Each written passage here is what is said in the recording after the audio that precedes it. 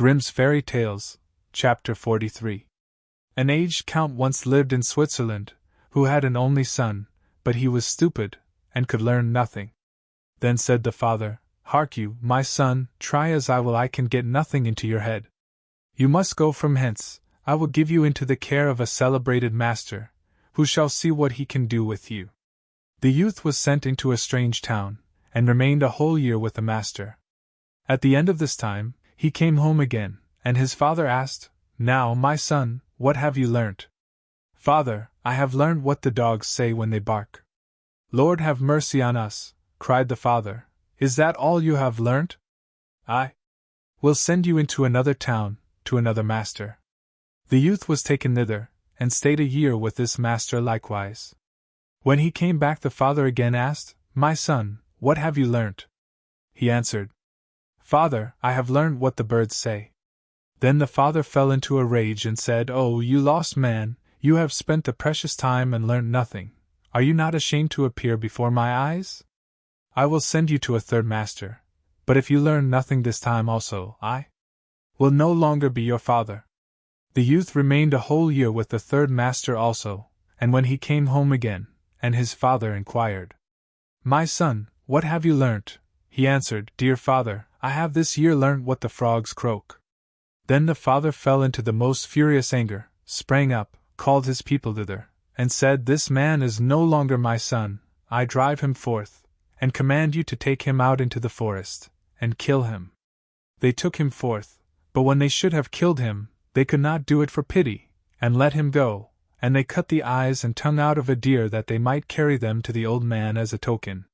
The youth wandered on, and after some time came to a fortress where he begged for a night's lodging.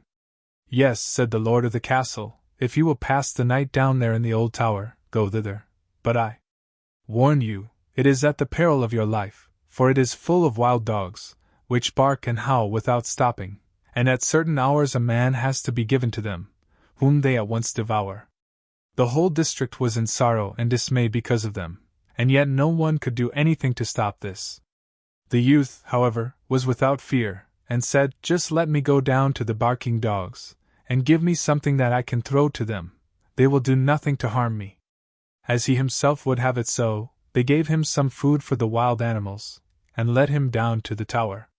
When he went inside, the dogs did not bark at him, but wagged their tails quite amicably around him, ate what he set before them, and did not hurt one hair of his head. Next morning, to the astonishment of everyone, he came out again safe and unharmed, and said to the lord of the castle, "The dogs have revealed to me, in their own language, why they dwell there, and bring evil on the land. They are bewitched, and are obliged to watch over a great treasure which is below in the tower, and they can have no rest until it is taken away, and I have likewise learnt, from their discourse, how that is to be done." Then all who heard this rejoiced, and the lord of the castle said he would adopt him as a son if he accomplished it successfully. He went down again, and as he knew what he had to do, he did it thoroughly, and brought a chest full of gold out with him.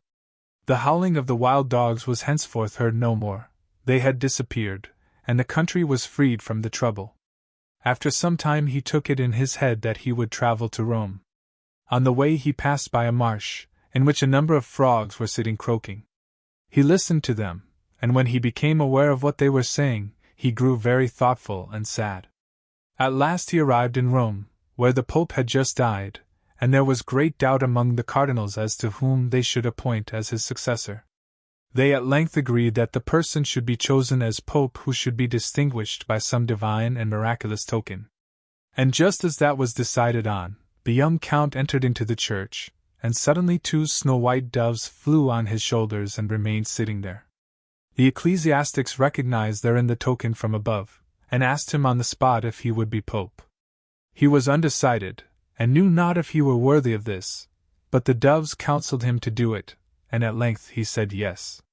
Then was he anointed and consecrated, and thus was fulfilled what he had heard from the frogs on his way, which had so affected him, that he was to be His Holiness the Pope.